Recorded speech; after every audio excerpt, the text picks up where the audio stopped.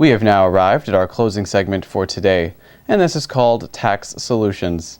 This is beautifully presented here by CPA Adil Baloch of Accurate Records and Tax Services. They are located in Montgomery Village, Maryland. Here the moderator is Attorney Ramesh Khurana of the Khurana Law Firm. On this lovely spring morning, Attorney Khurana serves CPA Baloch with questions on buying a business and the due diligence checklist. That's an interesting matter. Let's join these two gentlemen in their discussion. Hello, welcome to the Capital Forum. This is Ramesh Khurana, attorney at law. I have my office in Gaithersburg, Maryland, and today I have a great privilege to welcome our renowned and well-experienced CPA, Mr. Adil Baloch, who has an office in Montgomery County, Montgomery Village, Maryland. Mr. Baloch, welcome to our studio. Thank you very much, Mr. Khurana. Today, I'm going to ask Mr. Baloch questions about buying businesses. You know, this is one of the very important areas which I'm sure very dear to the audience. So, because every day so many deals are taking place, and sometimes people are just duped because they do not know what kind of due diligence is required to be made. And professionals like CPAs and Mr. Baloch, now they can really be very helpful in conducting these kinds of transactions, especially in regard to the due diligence.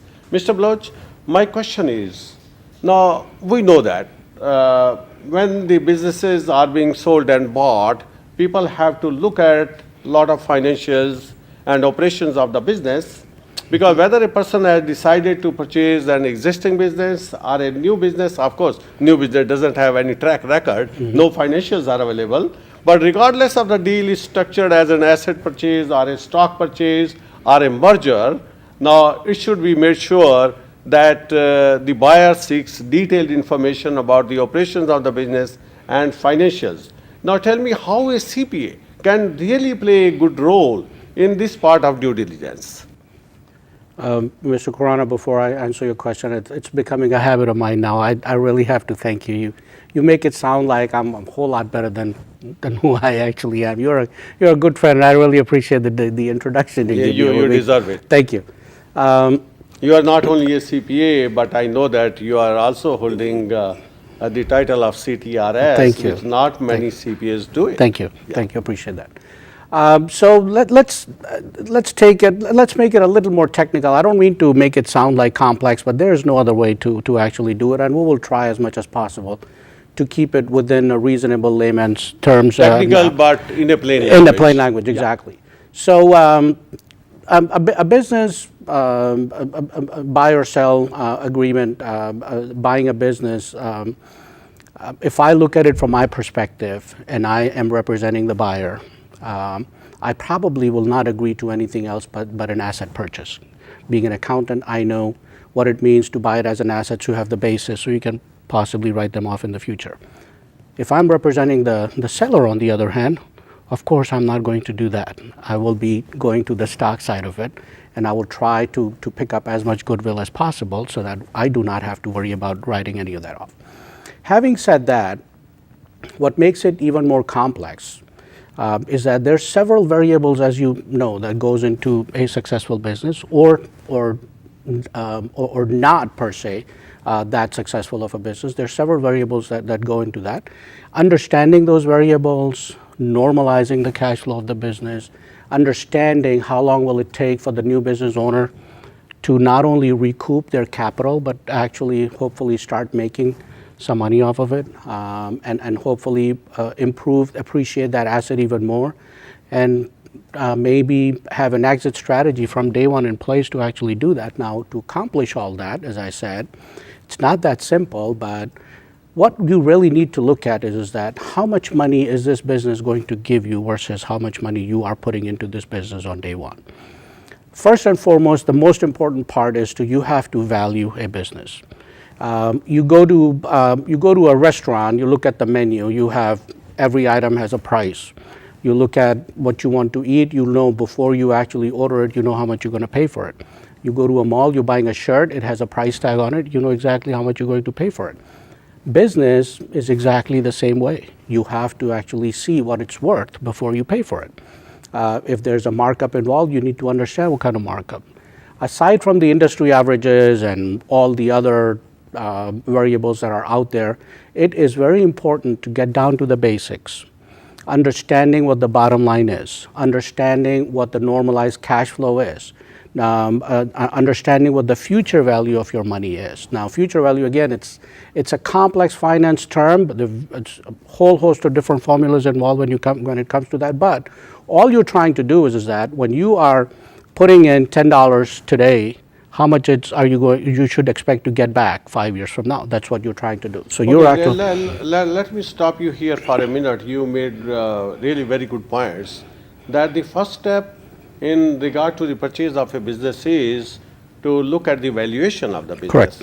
I agree with you, because whenever we are writing contracts for the sale and purchase of business, because you have to put the value of the business. Now my question to you is, so how do you arrive at the value of the business, and what kinds of financial statements you would ask from the seller? That's again very good basic question. Actually, you should be looking at the first and foremost. You want to start with the tax returns themselves.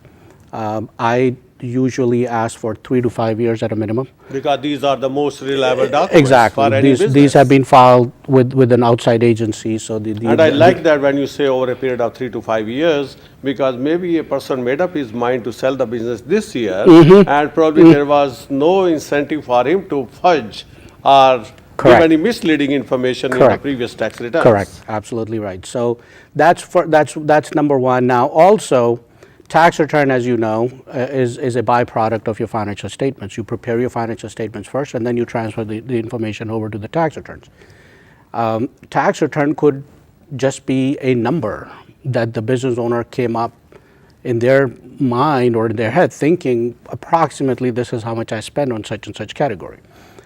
There's probably nothing wrong to that from a seller's perspective. From a buyer's perspective, they should ask for all the details of what went behind those numbers. Look at the details. If there's any seasonal adjustments, your sales of $1 million could be just the first 4 months of the year. You don't do anything else the remainder of the year. Seasonal businesses, this is always the problem. You really have to project the cash flow. You're going to need more certain time of the years. You're not going to need as much in other times of the year. It's really important to understand all those things, and you can only get that information from the historical, consistent, regular, periodic data that you can only get from a good, solid set of books. Consistent data. So your financial statements, profit and loss. Right. I always insist on a detailed journal ledger for the past 12 to 18 months. Prior to that, it's okay. I can go by the annual numbers, because if I have 18 months, I can at least compare and make some sense out of it. Do you also look at purchase invoices and sales invoices to make sure, like, how much is the margin? Not necessarily to the extent of looking at the invoices, but no, you're absolutely right. You have to look at the gross margin. You have to look at the net margin. You look at that. Going back to the valuation, because everything that we're doing, we're trying to get a good solid valuation on the business. Going back to the valuation, whether it's discounted cash flow, whether it's asset based, whether it's done rank formula, whatever valuation you are doing, you will need all these pieces of information: your gross margin, your net margin, your normalized cash flow. Normalized cash flow, just for the interest of viewers, normalized cash flow is you take out the extraordinary expenses or cash outs or cash outflows from your financial statement, meaning if the owner decides to pay themselves an exorbitant amount of salary, which if they hire a manager, they'll just be paying 25% of that, you normalize it down. You take out the depreciation, you take out the amortization, you take out the interest expense and all that. You normalize it, and now you look at the bottom line, and if the tax return says $5,000, your bottom line might be $50,000, and that's the purpose of coming up with the normalized cash flow. That gives you the actual solid value of the business. So if you think about it, it's not only of the benefit to the buyer, but it could be a tremendous benefit to the seller as well. I like your idea, like in case of small businesses, when these are run on an LLC basis or S corporations type. Now basically the salaries of the owners which are paid to them, these are totally discretionary in nature. And they may decide their own compensation, which is going to affect the bottom line. Sure. So I like the idea of normalizing this part so that you know exactly what's the bottom line. Yeah. Yeah. And actually, not only that, if you think about it, pick any business, pick a professional practice, pick my business. I might have, in a given year, I might have a client that decided to actually get acquired by a bigger company. They decided to do their financial statement, voluntary financial statement audits for 3 years, and they gave us all the work. They had the auditors come to our office, so we are putting in all the hours. We're getting the work done. Our revenue might be completely off compared to the rest of the years. It is very important, therefore, to have a normalized cash flow to be able to get the actual work, because what I get during that year when I'm helping a client get through the financial statement audit, it's probably never going to happen again. Or if it happens, it's probably going to happen 10 years from now. So you cannot really rely on the revenue for that particular year because it was extraordinary, it wasn't normal. You have to normalize it. What you do is, because I said you have to go back 3 to 5 years based on the forecast, based on the history, you do the forecast, you project your revenue out. Now you want to look at, okay, if I'm going borrowing capital from the bank and I intend on paying this capital back to the bank in 5 years, my cash flow, my normalized cash flow better support that. And I should be able to break even at the end of the 5th year, and I should be able to get all of my money back. Okay. Now let's move on to the next step. Sure. I like your idea when you say that from the buyer point of view, need to purchase only assets and not the stocks. Because when you purchase stocks, you told us that it carries liabilities with it. So you want to stay clean of the existing or previous liabilities. So having said that, now you have determined the valuation of the business, contract has been written. Now before we move to the next step, just tell us, what are the 2 advantages? Of course, there are many benefits of buying an existing business. What are the 2 major benefits of buying an existing business? You sure you just want me to restrict it to 2? All right, I will restrict it to 2. Number 1, you have established customer base. You really do not have to go out and start looking for customers. That it's already running. It's established, it's in place, it has a established revenue coming in.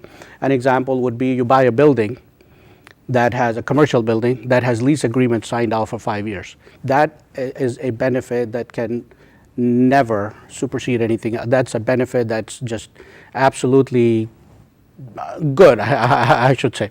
That's one. The other one is that there's a term in business world called elbow grease. What that means is that you're doing nothing, but you're just doing the paperwork. I remember when I put my office together back in 2006, I literally had to climb walls and hang frames and so on and so forth.